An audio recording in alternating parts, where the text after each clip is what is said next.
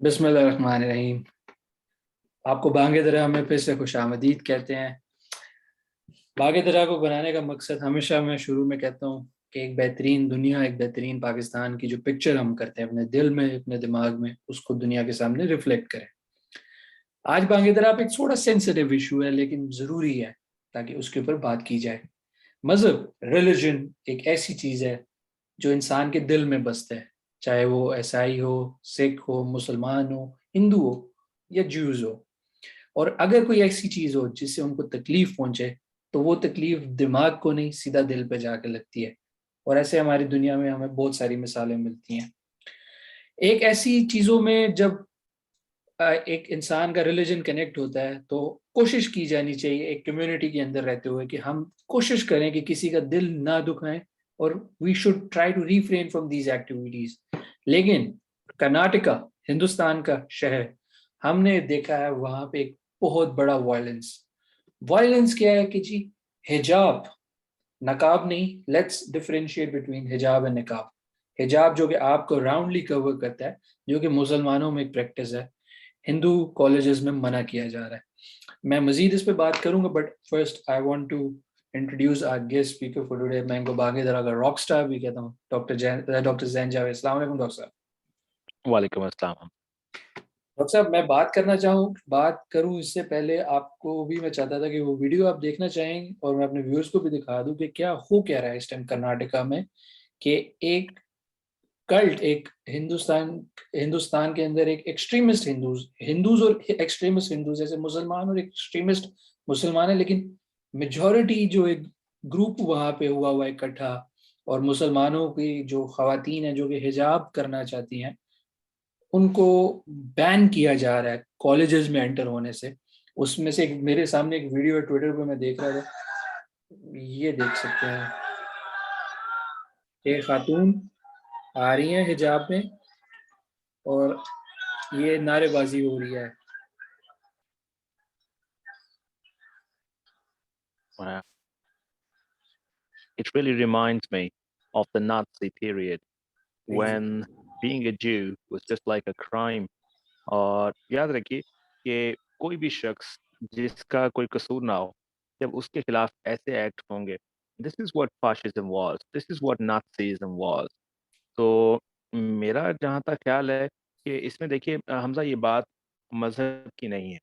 अ, इसलिए मैं बिल्कुल नहीं मानता कि ये मजहब की बात है, क्योंकि Islam, Hinduism, Christianity, Judaism, Sikhism, Jainism, even atheism, Scientology, जो भी चीज, जिस भी चीज में लोग बिलीव करते हैं, जो भी उनका ईमान है, ये सारे के सारे ज़ात हयात हैं। और कोई भी चीज, कोई भी मजहब ये हद ही नहीं सकता कि ये सिखाता हो कि आप दूसरों के हकूक सल्ब करते हैं। अगर नाज़ी ज्यूस के खिलाफ ये करते हैं तो ये जुल्म है। याद रखिए कि जैसे अब इस्लाम तो ये सिखाता है कि एक बेगुनाह की मौत जो है वो सारी इंसानियत की मौत। तो कैसे हो सकता है कि आप हम लोग ये चीज़ सपोर्ट कर दें कि किसी बेगुनाह के साथ, किसी ऐसे शख्स के साथ जिसका कोई कसूर नहीं है, उसके साथ जुल्म हो। तो हिंदुइज्म इज अब हिंदुइज्म जो है उसमें भी इस चीज़ के लिए कोई जगह नहीं है। बिल्कुल। याद रखिए कि हिंदुस्तान में 1 अरब से ज्यादा लोग रहते हैं, और जितना अमेलगम खूबसूरत, जितना मिक्सचर खूबसूरत हिंदुस्तान में है, मुख्तलिफ मज़ाहिब का, अक़वाम का, ज़ातों का, मेरा नहीं ख्याल आपको कहीं और मिलेगा। आप चाइना की मिसाल ले लीजिए, चाइना में चाइनीज लोग रहते हैं बहुत ज्यादा, लेकिन हिंदुस्तान में बहुत सारी कौमें मिलजुल के रहती हैं। और हिंदुस्तान की खूबसूरती ये है, हाँ, देखिए कि आपको ये देखना है कि पिछले 5 से 10 साल, 15 साल में जो पॉपुलर एलिमेंट्स हैं दुनिया भर में, वो थोड़ा सा ग्राउंड गेन कर रहे हैं। खा वो ईस्टर्न यूरोप में हो, खा वो फॉर एग्जांपल फ्रांस में हो। ब्रेग्जिट के दौर में आपने देखा कि जो पॉपुलरिज्म था उसने, वो ब्रेग्जिट की रीजन तक बन गया। हिंदुस्तान में फॉर एग्जांपल मोदी साहब की गवर्नमेंट बन गई है, अमेरिका में ट्रम्प सदर रहे। तो ये सारी चीज़ें आपने नोट की होंगी कि इसके पीछे ये चीज़, अब अवाम के पास जाने के लिए पॉलिटिशियंस के पास कुछ रहा नहीं है। वो लोगों की जो मसाइल हैं उनसे थोड़े से गाफिल हैं। तो वो क्या करते हैं कि ऐसी चीज़ें जिसमें किसी ऐसे एलिमेंट को हमारी सोसाइटी के जो उस इलाके में वीक हो, उनको मार्जिनलाइज़ किया जाए, उनके खिलाफ प्रोपेगेंडा किया जाए, ये कोई नई बात नहीं है। आज अगर ये चीज़ कर्नाटका में फॉर एग्ज़ाम्पल य या फ्रांस में फॉर एग्ज़ाम्पल मुसलमानों के खिलाफ की जा रही है, तो यही चीज़ आपने जर्मनी में यहूदियों के खिलाफ देखी है। यही चीज़ आपने बहुत सारे दूसरी जगहों पे मुख्तलिफ कम जो माइनॉरिटीज़ हैं उनके खिलाफ देखी है। तो ये एक जो सेंटिमेंट है जो इस वक़्त पाया जा रहा है फॉर एग्ज़ाम्पल एक minor I can not believe कि हिंदुस्तान जैसे मुल्क में ये चीज़ मेजॉरिटी हो सकती है। नहीं, बिल्कुल नहीं है। हाँ, ये ज़रूर है कि देखिए जो एलिमेंट्स फ़साद पैदा करना चाहते हैं, ये लोग थोड़े से फिज़िकली स्ट्रॉन्ग लोग होते हैं, इनके पास वसाइल वक़्ती तौर पे होते हैं, लेकिन इन द लॉन्गर रन जो अच्छे लोग हैं वो जीत जाएँगे। मेरा ख़्याल ये है कि ये प्रॉब्लम मुसलमानों के साथ हरगिज़ नहीं है। ये प्रॉब्लम भारत में उनके सेक्युलर होने के ऊपर एक सवाल है कि क्या वहाँ पे एक छोटे मज़हब का जो वहाँ पे माइनॉरिटी है वो एग्ज़िस्ट कर सकता है या नहीं? तो ये सवाल मेरी तरफ से तो पूरे हिंदुस्तान को है कि लेकिन क्या आप डॉक्टर सेक्युलर साहब, मुल्क हैं या नहीं? क्या आप कहना चाह रहे हैं कि जो हिजाब है वो एक टैबू हो चुका है? अ, देखिए मैं इस चीज़ को बिल्कुल देखिए हमज़ा आई आई डू नॉट एक्सेप्ट कि हिजाब जो है वो टैबू है, बिल्कुल नहीं है। देखिए अ, अब लेकिन जहाँ पे अगर भी लोग रहते रिलीजन हैं, बेस्ड मेरा अटायर को मानना ये है कि पीपल जी, हैव हाँ, अ, जी, कहिए। मैं सिर्फ ये कहना चाह रहा हूँ कि अगर अटायर के ऊपर क्वेश्चन किया जा सकता है तो पंडित्स का भी एक अटायर होता है जो कि एक स्पेसिफिक होता है, नन्स का एक अटायर होता है जो कि स्पेसिफिक होता है, इसी तरह ज्यूस के भी अटायर होता है जो बिल्कुल होता है। स्पेसिफिक होते हैं। सरदार जो हमारे भाई होते हैं उनकी तो चलता फिरता एक पक्का अटायर है। लेकिन क्या आपने कभी हिंदू पाकिस्तान में देखा होगा कि ऐसे अटायर्स के बेसिस पे किसी पे अटैक हो रहा हो, या आपने कभी देखा है कि किसी मुल्क में किसी क्रिश्चियन कम्युनिटी के ऊपर, नन्स के ऊपर अटैक हो रहा हो, या उनके वो भी कवरेज, उनकी भी कवरिंग्स होती हैं? तो क्यों ऐसा लगता है कि ये एक सेंटिमेंटल अटैक है? क्यों ऐसा किया जा रहा है कि वो ट्राई कलर का जो रिजेक्शन आरएसएस की तरफ से आया था, कि वो जो व्हाइट पट्टी हुँ, है उसकी जो रिजेक्शन आज तक हुँ। आरएसएस करता है, वो जो सब्ज पट्टी है उसकी जो आरएसएस आज तक रिजेक्शन करता है, क्या वो उसको उस ट्राई कलर को रिजेक्शन की बेसिस क्या पहले माइनॉरिटीज की एथनिक क्लेंजिंग है? सीएबी है, वो सीएबी है, अब वो देखिए कि नेशनल रजिस्टर है, एनआरसी है, क्या क्या ये बेसिस नहीं है? ये अब हमें समझा नहीं रहा कि कुछ कहीं ना कहीं बात और जा रही है? ये कोई मेजोरिटी माइनॉरिटी का मसला नहीं रहा, ये तो क्लेंजिंग की तरफ जा रही है। अब बात ये है कि हमज़ा हमें चीज़ों को अगर सॉर्ट आउट करना है तो then we have to stop being demolished. हमें देखना ये है कि इसका सॉल्यूशन क्या है। तो I I always have a solution based thing कि मेरा मानना ये होता है कि आपको हमेशा जो गुड एलिमेंट्स हैं, उनको मोबिलाइज़ करना होता है। तो जो आप बात कर रहे हैं फॉर एग्ज़ाम्पल कि अगर कर्नाटका में, हिंदुस्तान में अगर मुसलमानों के खिलाफ ये चीज़ हो रही है मैं इसको उसी तरह से कंडेम करूँगा जिस तरह अगर ये चीज़ हिंदुस्तान में या दुनिया भर में या इवन पाकिस्तान में अगर कहीं पे भी क्रिश्चियंस के खिलाफ ये चीज़ होती है, बिल्कुल। आज हमें प्रिंसिपल पे असूल पे बात करनी चाहिए कि अगर ये चीज़ क्रिश्चियंस के खिलाफ होती है, इट्स रॉन्ग। बिल्कुल। अगर ये चीज़ किसी भी जगह दुनिया भर में हिंदुओं के खिलाफ होती है, इट्स रॉन्ग। अगर ये बात सिख भाइयों के खिलाफ होती है, इट्स रॉन्ग। अगर ये चीज़ यहूदियों के खिलाफ इस्तेमाल होती है, इट्स रॉन्ग। तो पहले तो हम प्रिंसिपल तय कर लेते हैं। तो अगर ये प्रिंसिपल तय हो जाता है और सब लोग इसके ऊपर राज़ी भी हैं, फिर आपको कम्युनिकेट करना है इन एलिमेंट्स के साथ। देखिए ये एलिमेंट्स वक़्ती तौर पे पॉपुलिस्ट जो हैं ये वक़्ती तौर पे तो ये होंगे और ये आरएसएस जैसी जो भी ये लोग हैं अगर भारत की अपनी हुकूमत ने इनके ऊपर कई बार पाबंदियाँ लगाई हैं दहशतगर्द होने की वजह से। तो इसका मतलब ये है कि भारत में इस चीज़ का इदराक है लोगों को कि हू आर दे? तो हाँ, इस वक़्त वो गवर्नमेंट में है, तो ये देखिए ऐसी चीज़ें अपनी मौत खुद मर जाती हैं इसलिए कि जब वो माशरे को इतना ज़्यादा पोलराइज़ कर देते हैं, रेडिकलाइज़ कर देते हैं, तो माशरा उनको आहिस्ता-आहिस्ता रिजेक्ट कर देगा और ये फ़ेज़ जो है ये आपने देखा कि जब नाज़ीज़ ने यहूदियों की एथनिक क्लेंजिंग शुरू की, तो उससे क्या हुआ? उससे आज यहूदी देखिए 1945 के बाद आज 2020 है। तो क्या यहूदी अब एग्ज़िस्ट नहीं कर रहे हैं दुनिया में? बिल्कुल कर रहे हैं, बहुत स्ट्रॉन्ग हैं, वो बहुत ज़्यादा स्ट्रॉन्ग हो गए।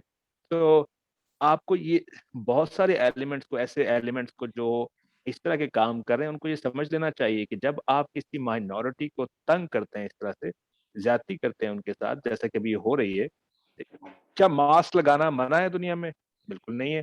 अब तो जरूरत है। अगर ज़रूरत है, इसका मतलब ये हुआ कि अगर आप मास्क लगाते हैं, तो यू कैन प्रोटेक्ट योरसेल्फ।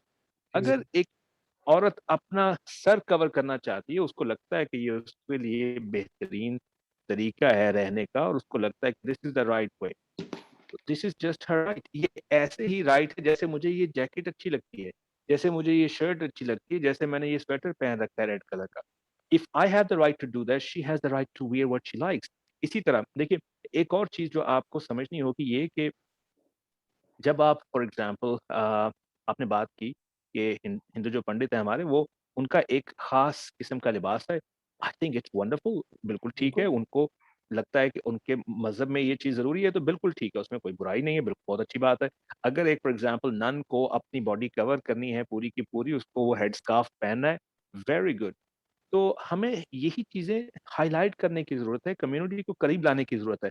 अब देखिए कि अगर फॉर एग्ज़ाम्पल क्रिश्चियन नन और एक मुसलमान लड़की दोनों आपस में कम्युनिकेट करेंगी, साथ खड़ी हुई नज़र आएँगी, तो लोगों को पता चलेगा कि देखिए कोई भी मज़हब का जो लिबास है, जो आपको उन लोगों को अच्छा लगता है, एट द एंड उसकी बेसिस हमेशा अच्छाई में होती है।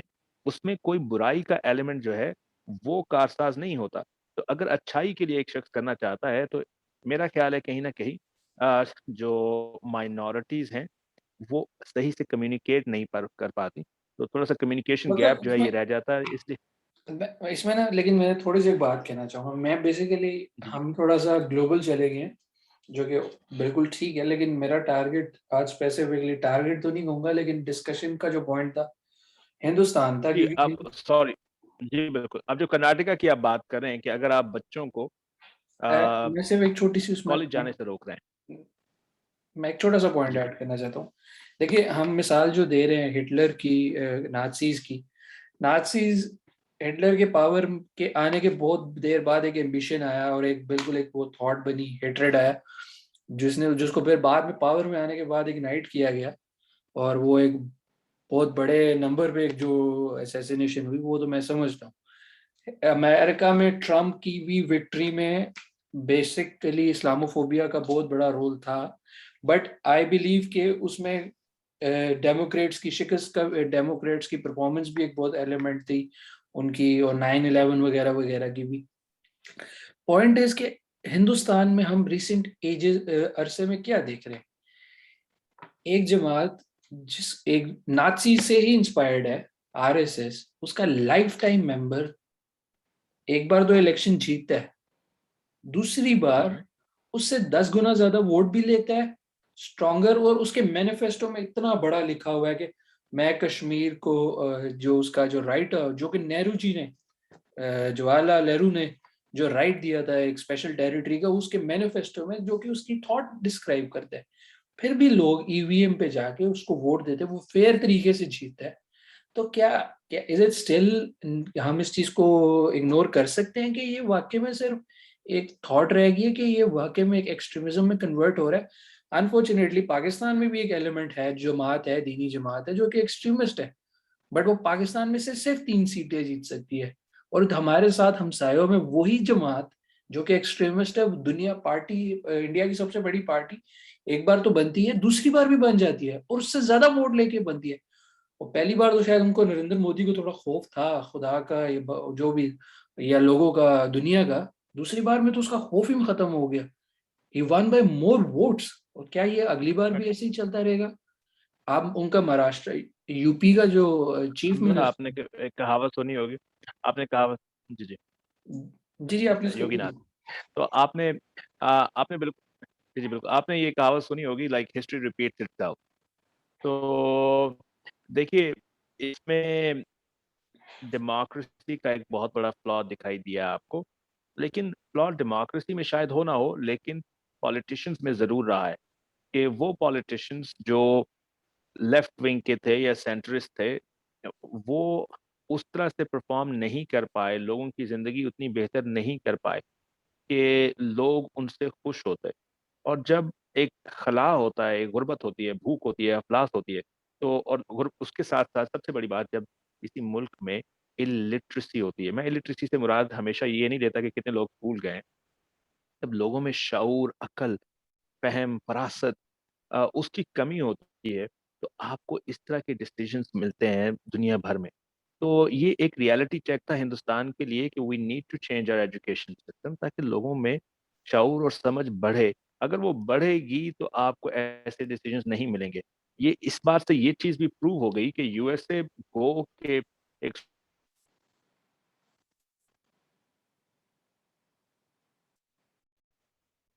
के ओके, कैन यू हियर आप मी हमज़ा? ये आगे नहीं है ना। जिस तरह लोग व्हाइट हाउस पे चढ़ दौड़े थे, तो आपको समझ आ जानी चाहिए कि ये जो शऊर की और समझ की कमी है, ये सिर्फ़ थर्ड वर्ल्ड कंट्रीज़ में नहीं है। और जो एक लोगों में एहसास कमतरी है, वो सिर्फ़ थर्ड वर्ल्ड कंट्रीज़ में नहीं है। यूएसए जैसे कंट्री में लोग बसें भर के कनाडा जाते हैं इलाज करवाने के लिए। तो ये पूरी दुनिया में जो एक सिस्टम का फ्लॉ आया है डेमोक्रेसी में, जहाँ पे पॉलिटिशियंस जो पिछले 70 साल से काम कर रहे थे, वो बड़े ईज़ पे थे कि अब हम कहीं नहीं जा सकते, तो हम जो चाहेंगे करेंगे। लोगों ने उनको रिजेक्ट किया है कि आप ऐसे नहीं कर सकते। लेकिन गलती ये हुई है कि वहाँ पे वो लोग जो नफ़रत फैला के आगे आते हैं, वो आगे आ गए हैं। तो मुझे लगता ये है कि लेकिन हिस्ट्री इसमें अपने आप को डॉक्टर रिपीट साहब, कर रही है। मेरी मेरी जो थॉट है वो ये है कि आप हिटलर को देख लें, आप ट्रम्प को देख लें, या आप कहीं भी दुनिया के बाकी ममालिक में देख लें, जो एक्सट्रीमिज्म आपने खासकर कैपिटल हिल की जो बात की, वो जो हुआ अभी पिछले इलेक्शंस में बाइडेन वाले, आप मेरा ख्याल है उसी की तरफ रेफर कर रहे थे, जी। या नाज़ीज़ का जो एक था। मेरा जहां तक अंदाजा है वो पॉलिटिकल एक्सट्रीमिज्म बहुत, वो नाज़ीज़ का आइडिया कुछ और था, वो रिलीजियस इतना नहीं था, वो एक पॉलिटिकल ऑब्जेक्टिव भी था जिसको उन्होंने हुँ, एक वो रंग दिया एक रिलीजियस एक्सट्रीमिज्म का। और जो ट्रम्प हुँ, ने जो किया वो तो एक उसके purely I believe political extremism थी। मसला यह है कि हिंदुस्तान में आप क्या कहते हैं 5th of August का जो आप इवेंट देख लें, या हुँ, आप सीबीए देख लें, आप एनआरसी देख लें, आप कर्नाटका का इवेंट देख लें, आप केरला वाला देख लें, ये, हाँ केरला ही आई थिंक सो। तो ये चीजें आपको नजर आ रही हैं कि दुनिया बेसिकली पॉलिटिकल एक्सट्रीमिज्म की तरफ जरूर जा रही है, एग्री। पाकिस्तान में भी पॉलिटिकल एक्सट्रीमिस्ट बहुत ज्यादा एलिमेंट्स है, रिलीजियस भी है। मसला यह है कि हुँ, क्या दुनिया, क्या वहां के लोग उनको सर पे चढ़ा देते हैं आरएसएस के एक नुमाइंदे की तरह, या होता जरूर है लेकिन एट लास्ट वो कम से कम प्रिवेल नहीं कर सकता। तो वही बात है कि वो एक मिसाल है ना कि आप थोड़े वक्त के लिए सारे लोगों को बेवकूफ बना सकते हो, लेकिन ज्यादा वक्त के हुँ, लिए आप सबको बेवकूफ नहीं बना सकते। तो क्या हो रहा हुँ, है ऐसा हिंदुस्तान के अंदर गलत कि इस टाइम वो लोग बेवकूफ हर 4 साल बाद बन रहे हैं, हुँ। 5 साल। अ, आपने बड़ी इम्पोर्टेंट बात की। देखिए, ये चीज़ दुनिया भर में तो ऐसा ख़ैर नहीं हो रहा। चेंज आ रही है, तो मुझे दिखाई दे रहा है। फॉर एग्ज़ाम्पल, जब रशियन प्रेसिडेंट अगर ये बात कर देते हैं कि इस्लामोफोबिया इज़ नॉट एक्सेप्टेबल और लोगों को इस चीज़ की समझ होनी चाहिए, तो वो तो मुसलमान नहीं है। और अभी ये रशिया कोई छोटा मुल्क भी नहीं है। तो अगर वो ये बात कर रहे हैं तो इट्स अ बिग थिंग। मुझे जो समझ आ रही है वो ये कि हिंदुस्तान में अनफॉर्चुनेटली अनफॉर्चुनेटली गुर्बत बहुत ज़्यादा है और गरीब, अब ये बात अच्छी नहीं लगती, लेकिन बात ये है कि गरीब होने में कहीं न कहीं अच्छे डिसीज़न ना लेना एक बहुत बड़ी वजह होती है। और उसकी वजह से लोगों का जो सोचने का ज़ाविया होता है, जो सोचने की ताकत होती है, वो बहुत महदूद हो जाती है। और जब बहुत महदूद हो जाती है, तो उनको सही और गलत में फ़र्क दिखाई नहीं देता।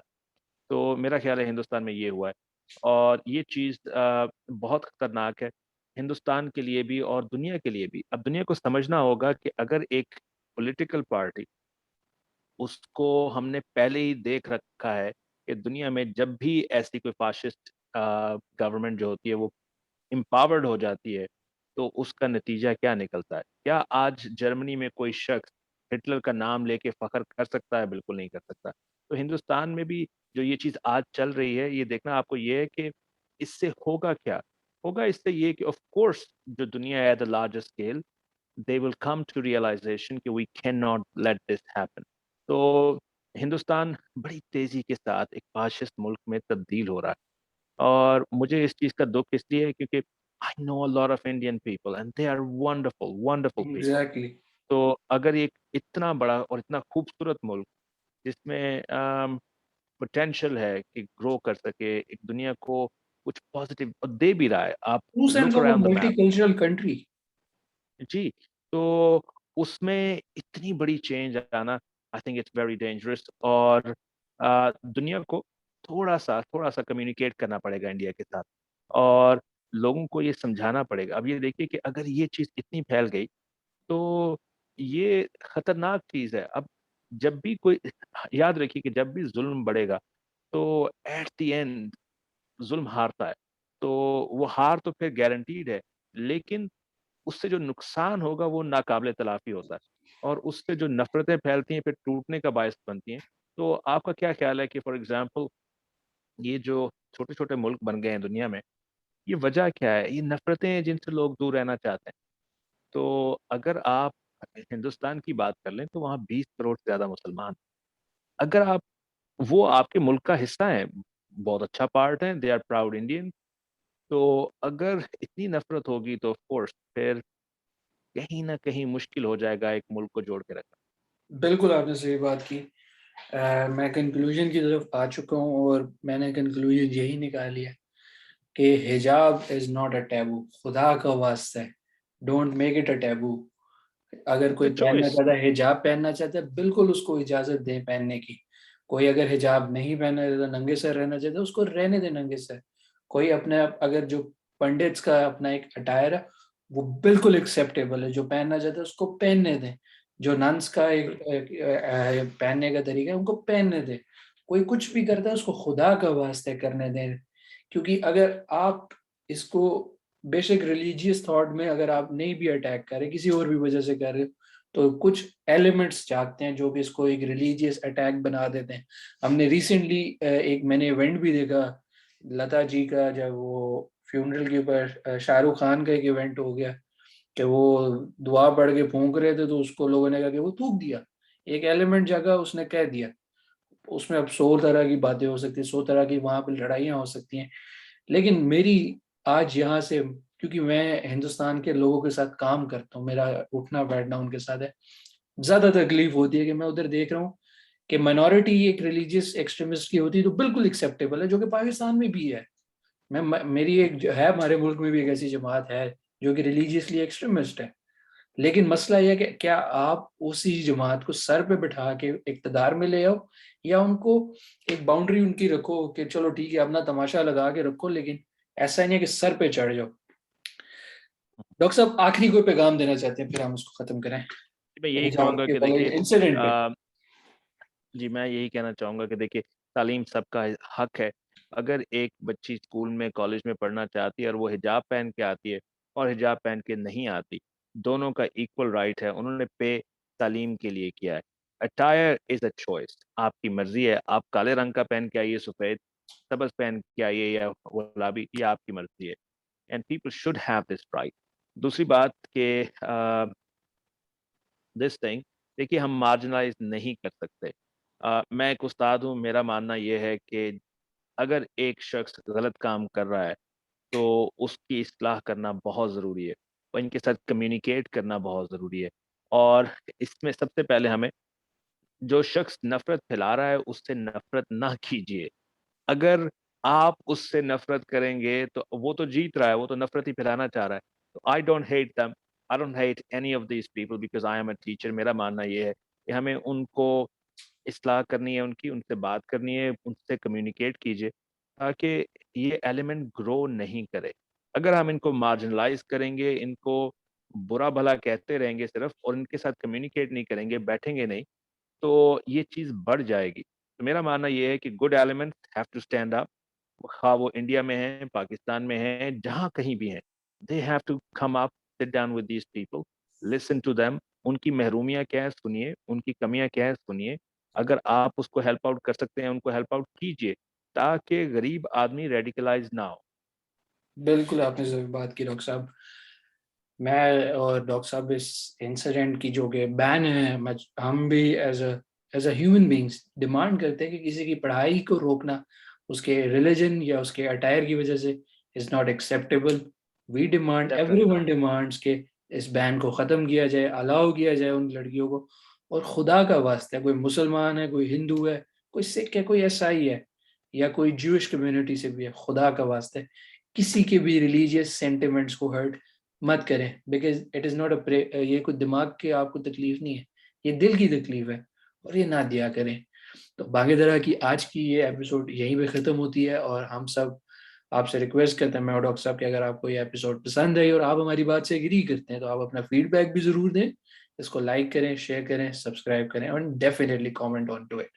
Thank you very much. अस्सलाम वालेकुम। और अगर आप डिसएग्री भी करते हैं, अगर आप डिसएग्री भी करते हैं तो please disagree. It's a exactly, very good honest, thing और हमें बताइए, इस्लाह कीजिए, हमें भी सिखाइए। ऑनेस्ट फीडबैक दें। Thank you very much once again. Pakistan जिंदाबाद। ज़िंदाबाद।